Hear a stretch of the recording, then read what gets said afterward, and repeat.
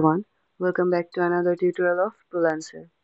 আজকে আমরা দেখব কিভাবে অ্যাজ এ সেলার আমি প্রজেক্টগুলোর উপরে বিড করতে পারি।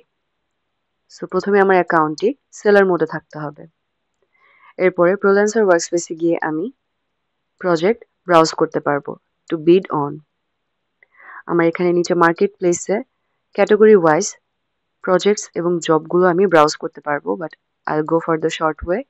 আমি এখানে ব্রাউজ জবসে গিয়ে যে কোনো একটা পছন্দ মতো ক্যাটাগরি চুজ করে নেব। এখানে আমার অপশনসগুলো চলে এসেছে।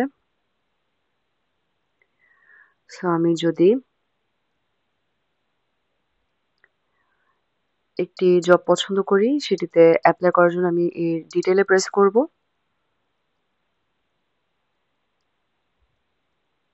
এখানে আমার জবটি সম্পর্কে ডিটেলস এক্সপ্লেন করা আছে।